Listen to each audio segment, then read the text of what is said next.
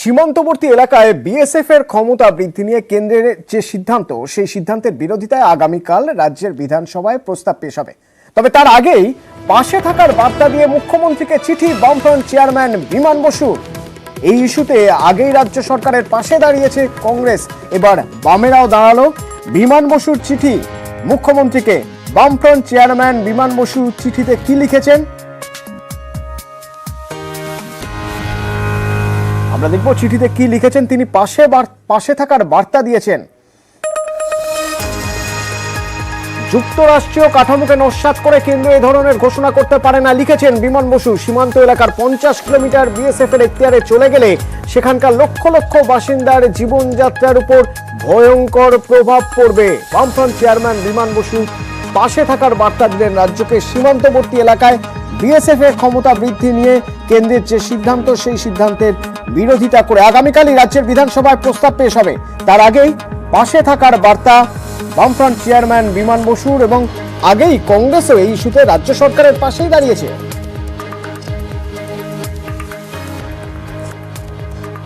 15 থেকে 50 kilometre BSF যে তার নিজের এলাকা বাড়াতে চাইছে সার্চ করবার, গ্রেপ্তার করবার জন্য, পশ্চিমবঙ্গ সরকারের উচিত বিধানসভা ডেকে প্রস্তাব পাশ করে তার বিরোধিতা করে কেন্দ্রের কাছে পাঠানো যে আমরা এই প্রস্তাব মানছি না। সীমান্তবর্তী এলাকায় বিএসএফ এর ক্ষমতা বৃদ্ধি নিয়ে কেন্দ্রীয় সিদ্ধান্তের সমালোচনায় অপর্ণা সেন। আমরা শিউরে উঠেছিলাম, তাদের কাছে কোনো বিদ্যুৎ পৌঁছয় না, তাদের ঠিকঠাক শৌচাগারের ব্যবস্থা নেই, তাদের পানীয় জলের ব্যবস্থা নেই। একটা মিলিটারাইজেশন হচ্ছে। রাজ্য সরকার একটা প্রস্তাব এনেছেন এটা বন্ধ করার জন্য, কিন্তু রাজ্য সরকার যদি বন্ধও করেন, তবু আমি অনুরোধ করব রাজ্য সরকারকে কাঁটাতারের ওপারে তাদের সম্বন্ধে কিছু বন্দোবস্ত গ্রহণ করেন। কাঁটাতারের মধ্যে বাস করছে মানুষ যারা কোনো দোষ করেনি। সিবিআই ইডি ডিরেক্টরদের মেয়াদ 2 থেকে বাড়িয়ে 5 বছর করল মোদী সরকার, আর এই নিয়ে তুঙ্গে শাসক বিরোধী চর্চা। এরই মাঝে সোমবার আইবি ডিরেক্টর এবং স্বরাষ্ট্র প্রতিরক্ষা সচিবের মেয়াদও 2 বছর করে বাড়ালো কেন্দ্র।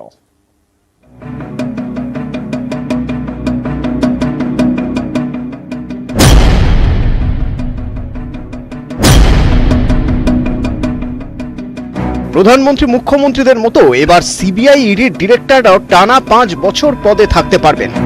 জোড়া অর্ডিন্যান্স জারি করে সেই ব্যবস্থাই করল মোদী সরকার। এর জন্য কেন্দ্রীয় ভিজিলেন্স কমিশন আইন এবং দিল্লি স্পেশাল পুলিশ এস্টাবলিশমেন্ট আইন সংশোধন করা হলো। নয়া অর্ডিন্যান্স অনুযায়ী প্রথমে 2 বছরের জন্য সিবিআই এবং ইডি ডিরেক্টর পদে নিয়োগ করা হবে, তারপর 1 বছর করে মেয়াদ বৃদ্ধি। অর্ডিন্যান্সে কেন্দ্রের যুক্তি, জাতীয় স্বার্থেই এই সিদ্ধান্ত। মোদী সরকার যে যুক্তি দিক না কেন, বিরোধীরা এর পিছনে অন্য গন্ধ পাচ্ছে। সিবিআই প্রধানমন্ত্রী দপ্তরের অধীনস্থ, আর স্বরাষ্ট্র মন্ত্রকের অধীনে ইডি।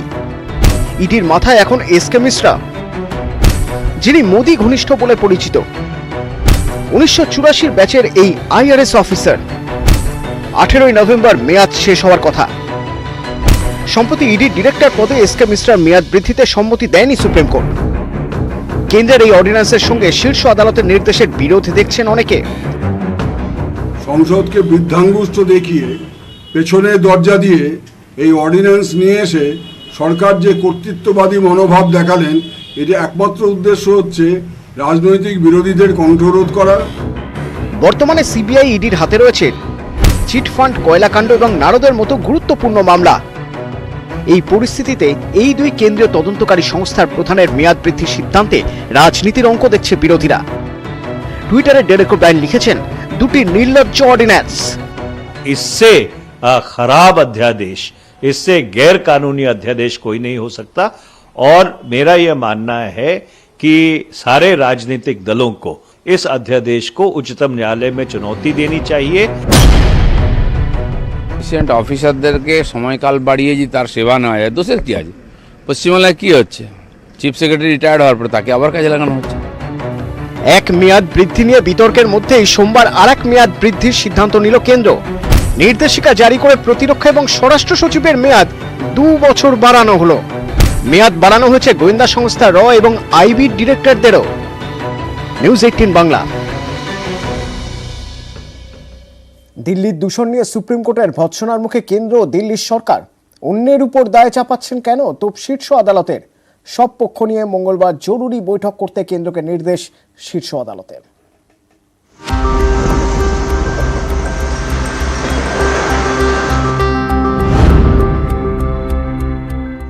দূষণ মামলায় দিল্লির কেজরিওয়াল সরকারকে কার্যত তুলোধনা সুপ্রিম কোর্টের। কেন্দ্রের ভূমিকা নিয়ে অসন্তুষ্ট দেশের শীর্ষ আদালত। সোমবারও দিল্লিতে মাত্রাতিরিক্ত দূষণ। আদালতে বিজেপি পরিচালিত দিল্লি পুরসভার ভূমিকার কথা তুলতেই তোপের মুখে দিল্লির আপ সরকার। ক্ষুব্ধ প্রধান বিচারপতি বলেন, আপনারা কি পুরসভার ওপর দায় চাপাচ্ছেন? নিজের দায় অন্যের ওপর চাপাতে চাইছেন। দিল্লির কেজরিওয়াল সরকারের খরচের অডিটের নির্দেশের হুঁশিয়ারি ক্ষুব্ধ সুপ্রিম কোর্টের। বিচারপতি সূর্যকান্ত বলেন, এসব বাজে অজুহাত দেখালে আদালত বাধ্য হবে আয় এবং প্রচারে কত খরচ হচ্ছে তার জন্য অডিটের নির্দেশ দিতে। ফসলের গোড়া পোড়ানোয় দূষণ বাড়ছে। দিল্লি সরকারের এমন দাবি নিয়েও ক্ষুব্ধ সুপ্রিম কোর্ট। কেন্দ্র জানিয়েছে ফসলের গোড়া পোড়ানোয় মাত্র 10% দূষণ হয়। বিচারপতি সূর্যকান্ত বলেন, এরপরেও শুধুমাত্র কৃষকদের উপর দায় চাপানোর মানে হয় না। অযথায় নিয়ে হইচই করা হচ্ছে। দিল্লিতে কি সব গাড়ির ঢোকা বেরোনো বন্ধ করা যায় না? শনিবারের শুনানিতে দিল্লিতে লকডাউন চালুর কথা ভাবার পরামর্শ দেয় সুপ্রিম কোর্ট। সোমবার দিল্লি সরকার আদালতে জানায়, লকডাউন করতে প্রস্তুত দিল্লি, কিন্তু গোটা এনসিআর এ লকডাউন না করলে বিশেষ লাভ হবে না। हम दिल्ली के अंदर लॉकडाउन के लिए भी तैयार हैं, लेकिन ये सारी चीजें इफेक्टिव तब होंगी जब पूरे दिल्ली, हरियाणा, जो है उत्तर प्रदेश, सभी मिल करके जब एनसीआर में लॉकडाउन होगा तो इसका इम्पैक्ट होगा। সুপ্রিম কোর্ট এদিন বলে, দিল্লিতে দূষণের বড় কারণ পরিবহন, নির্মাণ কাজ এবং বিদ্যুৎ প্রকল্প। কেন্দ্রকে শীর্ষ আদালতের নির্দেশ, মঙ্গলবার সংশ্লিষ্ট সব পক্ষকে নিয়ে জরুরি বৈঠক করতে হবে। নিউজ 18 বাংলা। প্রায় 2 বছরের বিরতি, মঙ্গল থেকে আবার স্কুল কলেজ শুরু। এখন শেষ মুহূর্তের প্রস্তুতি। আপাতত নবম থেকে দ্বাদশ, তবে ধাপে ধাপে শুরু হবে সব ক্লাসই, ঘোষণা শিক্ষামন্ত্রীর।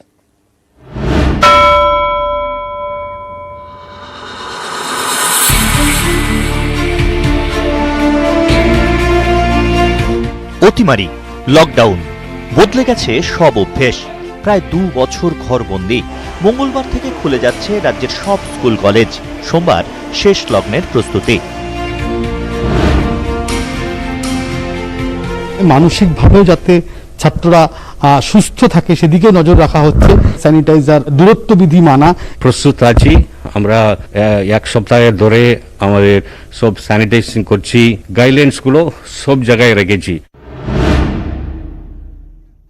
শহরের বিভিন্ন স্কুলে স্যানিটাইজেশন চলছে এবং যে পড়ুয়ারা তাদের যাতে যে করোনা বিধি প্রোটোকল মানতে পারেন এবং বিশেষ করে যাতে বারবার স্যানিটাইজেশন করা হয় সেই জায়গাকে প্রাধান্য দেওয়া হচ্ছে। আমরা পুরোপুরি রেডি আছি বাচ্চাদের স্কুলে নিয়ে আসার জন্য এবং ওদের সেফটির জন্য। স্কুলের মধ্যে আমাদের সুন্দর একটা ইনফার্মারি আছে, যেখানে অক্সিজেনের ব্যবস্থা আছে, অক্সিমিটার রাখা আছে এবং ট্রেইনড নার্স আছে। অনলাইন এবং অফলাইন এই দুটো পদ্ধতিতেই পড়াশোনা চলবে, যাকে বলা হচ্ছে হাইব্রিড মোড। একটি স্ক্রিন রয়েছে এবং এর মাধ্যমেই যারা কিনা ক্লাসে যারা অনুপস্থিত থাকবে তারা সরাসরি ক্লাসরুমে কিভাবে পড়াশোনা চলছে, কি পঠন পাঠন হচ্ছে তা সমস্তভাবে লিংকের মাধ্যমে তারা পেয়ে যাবেন। শুধুমাত্র বেসরকারি স্কুল নয়, সরকারি স্কুলগুলিতেও কলকাতা পুরসভার কর্মীরাই এইভাবেই স্যানিটাইজেশনের কাজ, শেষ মুহূর্তের কাজ চালিয়ে যাচ্ছেন। স্কুলে স্কুলে গিয়ে শেষ মুহূর্তের প্রস্তুতি খতিয়ে দেখেন শিক্ষা দপ্তরের আধিকারিকরা। নবম থেকে দ্বাদশ তো চালু হচ্ছে, বাকি শ্রেণীর ক্লাস শুরু হবে কবে থেকে শিক্ষামন্ত্রী জানিয়েছেন ধাপে ধাপে। জীবনের মূল স্রোতে ছাত্রছাত্রীদের ফেরানো, এইটাই আমাদের প্রাথমিক অভিপ্রায় এবং ধাপে ধাপে আমরা সব ক্লাসই খুলব। আমরা 9, 10, 11, 12 খুলেছি, কলেজ খুলেছি, বিশ্ববিদ্যালয় খুলেছি। এই অবস্থা কিছুদিন দেখে নিয়ে আমরা নিচু ক্লাসও খুলব। স্কুলের মতো কলেজেও অফলাইনের পাশাপাশি অনলাইনও চালু থাকছে, বিশ্ববিদ্যালয়েও তাই। যারা ক্লাস করবেন তারা হোস্টেলেও থাকতে পারবেন। নিউজ 18 বাংলা। 20 মাস পর খুলছে স্কুল। মহামারী পরিস্থিতিতে নতুন পরিবেশে কিভাবে মানিয়ে নেবে পড়ুয়ারা, পথ বললেন পেরেন্টিং কনসালটেন্ট পায়েল ঘোষ। এতদিন ধরে মর্নিং রুটিন সেভাবে ফলো করা হয়নি। স্কুল আরম্ভ হওয়ার অন্তত 1-2 ঘন্টা আগে ওঠানো, একটু তাকে এক্সারসাইজ করানো, এই জিনিসগুলো শুরু করতে হবে। দ্বিতীয়ত হচ্ছে মোবাইল অ্যাডিকশন মারাত্মক হয়ে গেছে, তো বাড়িতে রীতিমতন একটা প্ল্যান নিয়ে ডিজিটাল ডিটক্সিফিকেশন করা দরকার। 3 হলো বাচ্চাদের লেখার ওপর খুব লেথার্জি এসছে। পেরেন্টসদের উচিত একটু ওই ডিকটেশন বা এই জাতীয় জিনিসগুলোকে নিয়মিত প্র্যাকটিস করানোর। বড়দের ক্ষেত্রে বলবো ছোট্ট ছোট্ট পরীক্ষা দাও তোমরা। যখন সবকিছুই ইতিবাচক ভাবে শুরু হচ্ছে, বাচ্চাদের সামনে নেগেটিভ কথা না বলাই ভালো। বাচ্চাদের মধ্যে সোশ্যালাইজেশনটা কমে গেছে। ছোট ছোট গ্যাদারিং গুলোতে একটু একটু করে অভ্যস্ত করা, দোকানে বাজারে পাঠানো, জিনিসগুলো কেনা, তুমি নিজে নিয়ে এসো, এগুলো বেশি মাত্রায় শুরু করলে হঠাৎ করে স্কুলে গিয়ে এই সোশ্যালাইজেশন করাতে খুব অসুবিধা হবে বলে আমার মনে হয় না। স্কুল খুলে যাওয়ায় স্বস্তিতে পড়ুয়া অভিভাবকরা, তবে উদ্বেগও থেকে যাচ্ছে। সতর্ক থাকতে হবে স্কুল কর্তৃপক্ষকে, বলছেন মনোরোগ বিশেষজ্ঞ সব্যসাচী মিত্র। অধিকাংশ বাচ্চাদের এবং তাদের বাবা মায়েরা এই যে স্কুল খুলে যাচ্ছে তাতে তারা একটা রিলিফ ফিল করছে। রিলিফের সঙ্গে সঙ্গে তো একটা অ্যাংজাইটি থাকবেই, কারণ এই যে হঠাৎ করে খুলে যাবে স্কুলগুলো, তাতে হবে কি, যেহেতু এরা অ্যাডোলেসেন্ট বাচ্চা, তাদের এতদিনের কষ্টটা তাদের একটা বহিঃপ্রকাশ কোথাও না কোথাও তো দেখা যাবেই। সুতরাং যতই নিয়ম কানুন থাকুক, সেই বাঁধটা ভেঙে যাওয়ার একটা চান্স থাকবে। সেটার উপরে একটু নজরদারি স্কুল অথরিটিসকেও করতে হবে, বাচ্চাদেরকেও বারবার জিনিসটা বোঝাতে হবে, শেখাতে হবে, এবং পেরেন্টসদের রেসপন্সিবিলিটিটা তো থাকবেই। जाके सिविल सर्जन यहाँ पे, उसकी वजह से पिछले सालों में 19 से अधिक फर्जी क्लिनिक बंद हो चुका है। और फिलहाल उसने 7 तारीख को फेसबुक पर एक पोस्ट किया था कि 15 तारीख से खेला हो गया, और एक लिस्ट डाला था जिसमें तकरीबन 10 अस्पताल थे जिस पर जांच होना था, और 9 तारीख उसको किडनैप कर लिया गया और उसकी लाश हमको बरामद हुई परसों। মঙ্গলবার থেকেই নিখোঁজ ছিলেন বুদ্ধিনাথ। মঙ্গলবার রাত 10টা নাগাদ বুদ্ধিনাথকে স্থানীয় এক বাজারে দেখা যায়। সিসিটিভির ফুটেজেই দেখা গেছে সেই ছবি। শুক্রবার বেতুন গ্রাম থেকে উদ্ধার হয় সাংবাদিকের অর্ধদগ্ধ দেহ। মঙ্গলবারই থানায় নিখোঁজ ডায়েরি করেন বুদ্ধিনাথের পরিবার। সাংবাদিকের মোবাইল ট্র্যাক করার চেষ্টা শুরু করে পুলিশ। শুক্রবার বুদ্ধিনাথের পরিবারের কাছে ফোন আসে, বেতুনের জাতীয় সড়কে পড়ে রয়েছে অর্ধদগ্ধ দেহ। আংটি আর গলার চেন দেখেই সাংবাদিককে শনাক্ত করেন তার পরিবার। নিউজ 18 বাংলা। মাথার দাম ছিল 50 লক্ষ। সিপিআই মাওবাদীর কেন্দ্রীয় কমিটির সদস্য ও শীর্ষ মাওবাদী নেতা মিলিন্দ তেলতুম্বে শনিবার গড়চিরৌলির এনকাউন্টারে নিহত এই মোস্ট ওয়ান্টেড মাওবাদী নেতা।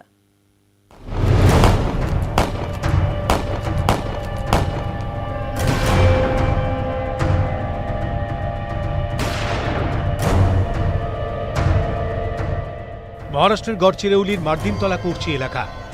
শনিবার সকাল থেকে শুরু গোলাগুলি। শীর্ষ মাওবাদী নেতা ঘাঁটি গেড়েছে খবর পেয়ে অভিযান চালায় মহারাষ্ট্র পুলিশের special action group C60 commando বাহিনী। গোটা দিন পুলিশ মাওবাদী গোলের লড়াই। সেই এনকাউন্টারে মৃত্যু মাওবাদী কমান্ডার মিলিন্দ তেলতুম্বের। মোট 26 জন মাওবাদীর মৃত্যু হয়েছে। हमारी पार्टीज ने उस एरिया को सर्च किया तो उस एरिया में हमको नक्सल का बड़े पैमाने पे सामान मिला, बहुत ज़्यादा मात्रा में सोफिस्टिकेटेड वेपन्स मिले, एम्यूनिशन मिले, और उसके साथ साथ हमें 26 नक्सल के डेड बॉडी मिले, जिसमें 6 फीमेल और 20 मेल का समावेश है। মিলিন্দ তেলতুম্বে ওরফে দীপক তেলতুম্বে। মাথার দাম ছিল 50 লক্ষ টাকা। তেলতুম্বে সিপিআই মাওবাদীর কেন্দ্রীয় কমিটির সদস্য। মাওবাদীদের এমএমসি জোনেরও প্রধান ছিলেন। মহারাষ্ট্র, মধ্যপ্রদেশ, ছত্তিশগড় নিয়ে এমএমসি জোন। এমএমসি জোনে মাওবাদী সংগঠনে মিলিন্দ তেলতুম্বেই ছিলেন শেষ কথা। মিলিন্দ ভীমা কোরেগাঁও মামলার অন্যতম অভিযুক্ত। এর আগে 2018-এ গড়চিরৌলিতে এনকাউন্টারে 40 জন মাওবাদীর মৃত্যু হয়। নিউজ 18 বাংলা।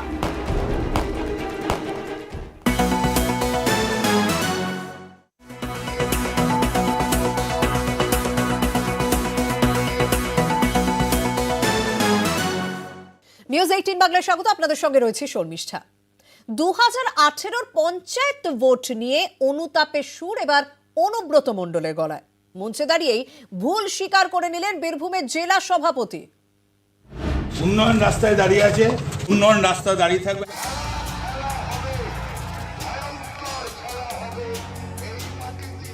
2018-র পঞ্চায়েতের মনোনয়ন পর্বেই রাস্তায় উন্নয়ন দাঁড়িয়ে থাকার বার্তায় সুপারহিট হয়েছিলেন অনুব্রত মণ্ডল। বীরভূমের ৪২টি জেলা পরিষদের মধ্যে ৪২টিতেই বিনা প্রতিদ্বন্দ্বিতায় জয়ী তৃণমূল, প্রতিপক্ষ নেই। এবার আর এমন জয় চান না উন্নয়নের উদ্যোক্তা, গলায় অনুতাপের সুর।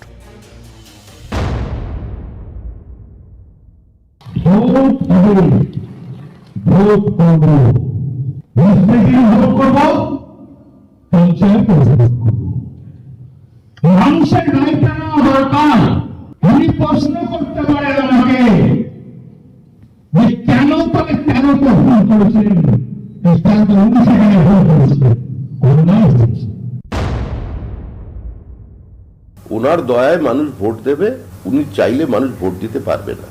এটাই হচ্ছে বীরভূম জেলার বর্তমান পরিস্থিতি। সেই কথাটা উনি জনসমক্ষে স্বীকার করেছেন, তার জন্য তাকে অনেক ধন্যবাদ, কৃতজ্ঞতা, অভিনন্দন। বীরভূমের তৃণমূল জেলা সভাপতির উন্নয়ন মন্তব্য নিয়ে কলম ধরেছিলেন কবি শঙ্খ ঘোষ। তার জন্যও কেষ্টার রোষের মুখে পড়তে হয় কবিকে। কিন্তু কেন এই অনুশোচনা? রাজনৈতিক বিশ্লেষকদের বক্তব্য, এবারের বিধানসভা ভোটেই স্পষ্ট হয়ে গেছে বিরোধী শক্তি কতটা দুর্বল। জমি হারানোর এখন কোনো ভয় নেই শাসক দলের, তাই শুদ্ধিকরণের প্রস্তুতি। আজকের যে অবস্থা, সেই জায়গায় কিন্তু তাদের একটা পরিস্থিতি তৈরি হয়েছে যে যদি আগে কিছু ভুল হয়ে থাকে সেই কথাটা মেনে নেয়া।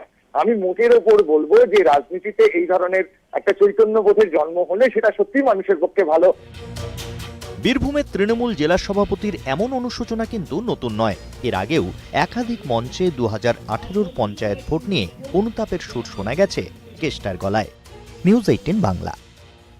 কল্যাণ বন্দ্যোপাধ্যায় পরে এবার প্রসূন বন্দ্যোপাধ্যায় নাম না করে রাজীব বন্দ্যোপাধ্যায়কে হুঁশিয়ারি, জেলায় না ঢুকতে দেওয়ার হুমকি হাওড়া তৃণমূল সাংসদের। মন্তব্যে নারাজ রাজীব। ঢুকতে দেবো না, যত বড় মাতব্বর হোক। বহু কষ্টের দিনে চলে গেলে বাবা, আর সেদিনে তোমরা ভাবলে দিদি হেরে যাবে। এই চলে গেলে, প্লেনে উড়ে গেলে, কি সুন্দর খাওয়া দাওয়া পেলে, হ্যাঁ, আবার এসে হেরে যে আবার দিদির ছবি নিয়ে ঘুরে বেড়াচ্ছ। 1.5 মাস পরেও ক্ষত শুকোয়নি উদয়নারায়ণপুরের। নিচু এলাকা এখনো জলভাসী, নষ্ট ফসল। কৃষকদের অভিযোগ, আবেদন করেও মেলেনি ক্ষতিপূরণ, বাড়ছে ক্ষোভ। টানা বৃষ্টি ও ডিভিসি ছাড়া জলে ভেসে গিয়েছিল হাওড়ার উদয়নারায়ণপুরের গ্রামের পর গ্রাম। বাড়ি ঘর, বিঘের পর বিঘে জমির ফসল জলের নিচে চলে যায়। চরম সমস্যায় পড়েন কয়েক হাজার মানুষ। তারপর কেটে গিয়েছে 1.5 মাস, আজও টাটকা ক্ষত, জলের ক্ষত। অভিযোগ, আজও ক্ষতিপূরণ মেলেনি। আমাদের 5 বিঘে জমি লতা ফসল ছিল, ঝিঙে, চিচিঙে, লঙ্কা, বেগুন, তারপরে শসা, করলা, হ্যাঁ, আর পালং, এসব ছিল, সব নষ্ট হয়ে গেছে। এখনো ক্ষতিপূরণ পাওয়া যায়নি। স্থানীয় প্রশাসন সূত্রে খবর, ডিভিসি ছাড়া জলে 1 বছরের মধ্যে 2 বার প্লাবিত হয়েছে উদয়নারায়ণপুর ব্লক। 7,500 হেক্টর জমিতে প্রায় 10 কোটি টাকার ফসল নষ্ট হয়েছে।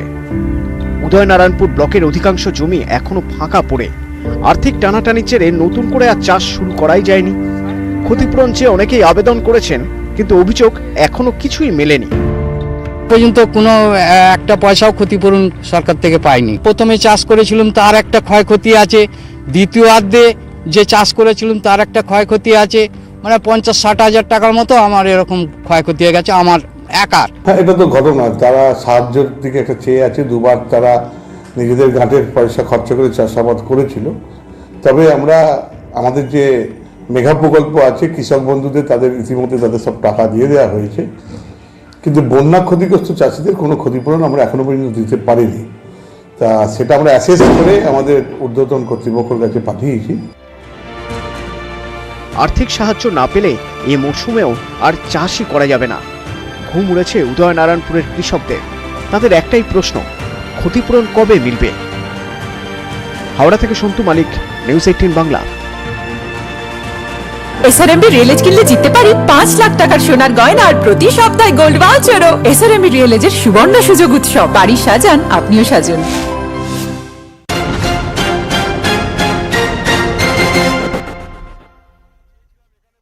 নিউজ ফ্ল্যাশ নিবেদন করছে সফেদ ডিটারজেন্ট পাউডার। এবার সফেদের লাকি প্যাকে বেনারসি শাড়ি ফ্রি। স্ট্রং মানে জানা আছে, মাইথান স্ট্রং মানে মাইথান নির্মাণের মানদণ্ড।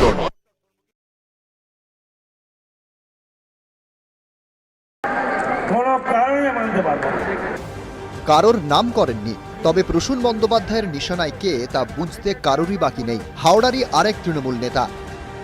ভোটের আগে তৃণমূল ছেড়ে বিজেপিতে, ভোটের পর আবার তৃণমূলে ফিরেছেন রাজ্যের প্রাক্তন মন্ত্রী রাজীব বন্দ্যোপাধ্যায়। আমি ভুল করেছিলাম, আমি স্বীকার করছি আমি ভুল করেছিলাম, আমি সত্যি অনুতপ্ত। আমাকে তখন ভুল বোঝানো হয়েছিল যে আমাকে সবাই না ভুল বুঝিয়েছে। আরে বুড়ো দামরা ভুল বুঝতেন কি করে 50 বছর বয়সে? মমতাজি খাই পড়িয়ে বড় করলো আর ভুলে গেলে? ভাই মানতে পারবো না আমি। যদি দরকার হয় পার্টি যদি আমাকে বলে পার্টি ছেড়ে চলে যান, আমি চলে যাব, দিদির পায়ের তলায় বসে থাকবো, কিন্তু যারা এই করে গেছে তাদের কাউকে দোকানে হবে না। আমি বেঁচে থাকা পর্যন্ত কাউকে হাওড়ায় আসতে দেওয়া হবে না। মঞ্চ থেকে নেমে একটু সুর নরম, তবে বক্তব্যে অনড় প্রসূন। আমার কাছে কঠিন হবে, পার্টি দিলে পার্টির কথা মানতে হবে, কিন্তু আমার কাছে আমার মনে হয় কখনোই আমি মেনে নিতে পারবো না। আমাদের যারা বুঝতে পারছে তাদের দুঃখ নেই। হাওড়ায় আমি বলে না, সাধারণ মানুষ কেউ আর ঢুকতে দেবে না। পদ্মফুল ছেড়ে ঘাস ফুলে এসেও একের পর এক তৃণমূল নেতার কটাক্ষের মুখে রাজীব বন্দ্যোপাধ্যায়। এর আগে সুর চড়ান কল্যাণ বন্দ্যোপাধ্যায়। তবে আমি জানি না যে এরকম একটা টপ টু বটম যে একজন করাপ্টেড লোক, সেই করাপ্টেড লোককে দলে কেন জয়েন করানো হলো? রাজীব বন্দ্যোপাধ্যায় অবশ্য এ নিয়ে কোনো মন্তব্যে নারাজ। এরই মাঝে হাওড়া সদর জেলা তৃণমূলের বিজয়া সম্মেলনীতে প্রাক্তন বর্তমানের দ্বন্দ্ব। প্রসূন বন্দ্যোপাধ্যায়ের মুখে বর্তমান জেলা সভাপতি কল্যাণ ঘোষের প্রশংসা। তারপরেই মঞ্চ ছাড়তে গেলেন প্রাক্তন জেলা সভাপতি ভাস্কর ভট্টাচার্য। কোনো ক্রমে পরিস্থিতি সামলালেন কল্যাণ ঘোষ। নিউজ 18 বাংলা। টিকিট চাইলে টাকা দাও বলছেন বিজেপি নেতা। ভিডিও পোস্ট করে দাবি তৃণমূলের, ফোনে বিজেপি রাজ্য সভাপতির নাম করে পুরো ভোটের আগে প্রার্থী পিছু লাখ টাকা দাবি। লালবাজারে সাইবার ক্রাইম শাখায় অভিযোগ বিজেপির। পার ক্যান্ডিডেট 1 লাখ টাকা করে তো দাও। পার ক্যান্ডিডেট 1 লাখ টাকা চাপের হয়ে যাবে। একটু তুমি অ্যাডজাস্ট করো, সেটা কথা বলো না, একটু কথা বলো। আপনার সুকান্ত মজুমদারকে আমাকে কনভিন্স করতে হবে, আমার কি আছে?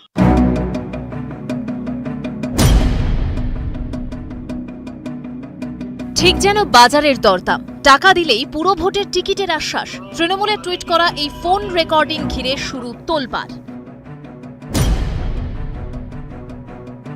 প্রীতম সরকার দক্ষিণ কলকাতায় বিজেপির পরিচিত মুখ। জেলা তো বটেই, রাজ্য স্তরের নেতাদের সঙ্গেও তাঁকে দেখা যায়। সেই প্রীতমের বিরুদ্ধেই পুরো ভোটের টিকিটের নামে টাকা তোলার অভিযোগ, তাও আবার বিজেপি রাজ্য সভাপতির নাম করে। বলছি যে আজকে 9:15 থেকে ওই সুকান্তদার সাথে আমার একটা মিটিং আছে, ওখানে ওই হামের ওই ব্যাপারটা প্রস্তাবটা দিব। 12টা হবে কিনা জানি না। পার ক্যান্ডিডেট 1 লাখ টাকা করে তো দাও। আপনার সুকান্ত মজুমদারকে আমাকে কনভিন্স করতে হবে, আমার কি আছে? এটা বিজেপিকে কালিমালিপ্ত করার জন্য তৃণমূল কংগ্রেসের প্ল্যানিং, এবং যার নামে ভিডিওটি বেরিয়েছে আপনারা হয়তো খোঁজ নিয়েছেন, সে আগে তৃণমূল কংগ্রেস করত। কোনো অভিযোগই মানছেন না প্রীতম সরকার। যে আমার ছবি ব্যবহার হয়েছে এই সম্পূর্ণটাই ফেক, এখানে আমার থাকার কোনো প্রশ্নই নেই। বিধানসভা ভোটে ভরাডুবির পর বিজেপিতে টাকার আদান প্রদান নিয়ে সুর চড়ান তথাগত রায়। একাধিক নেতাকে নিশানা করেন বিজেপির প্রাক্তন রাজ্য সভাপতি। এবার সেই একই অভিযোগ তুলল তৃণমূল কংগ্রেস। ওয়ার্ড পিছু 1 লাখ, 12 জনের 12 লাখ দরাদরি চলছে। লোক পাচ্ছে না, জন পাচ্ছে না, টাকা নিয়ে টিকিট বিক্রি করছে। তথাগত রায় যেভাবে টাকার কথা বলেছেন, সেটাও ইডি সিবিআই তারা তদন্ত করুন। প্রীতম সরকার ক্লিন চিট আছে কি নেই সেটা প্রীতম সরকারকে প্রমাণ করতে হবে যে তিনি এটা করেছেন কি করেননি। প্রথমে প্রমাণ করো নিজেকে, তারপরে পার্টির সমস্ত কার্যক্রমে অংশগ্রহণ করবে। ভোটে ভরাডুবির পরে বিজেপির ভাঙা হাটে একের পর এক অস্বস্তি। কখনো নেতাদের ঘিরে কর্মীদের বিক্ষোভ, কখনো আবার তথাগত রায়ের মতো প্রবীণ নেতার বিস্ফোরক অভিযোগ। পুরো ভোটের আগে তালিকায় যোগ হলো তৃণমূলের পোস্ট করা এই ভিডিও। নিউজ 18 বাংলা।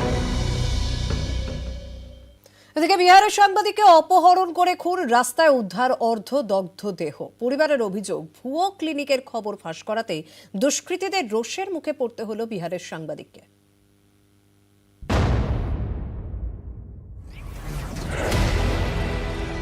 বিহারের মধুবনীর সাংবাদিক বুদ্ধিনাথ ঝা দিন কয়েক আগেই ফেসবুকে মেডিকেল পোস্ট নিয়ে একটি লেখা পোস্ট করেন। ফেসবুকে এলাকার ভুয়ো ক্লিনিক নিয়ে সরব হন সাংবাদিক।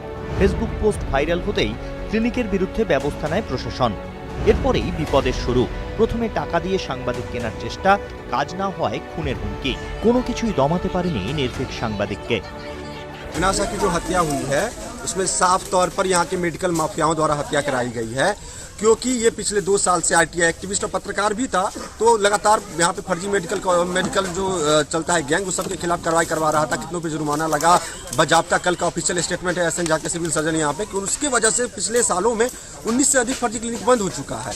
और फिलहाल उसने 7 तारीख को फेसबुक पर एक पोस्ट किया था कि 15 तारीख से खेला हो गया और एक लिस्ट डाला था जिसमें तकरीबन 10 अस्पताल थे जिस पर जांच होना था, और 9 तारीख को उसको किडनैप कर लिया गया और उसकी लाश हमको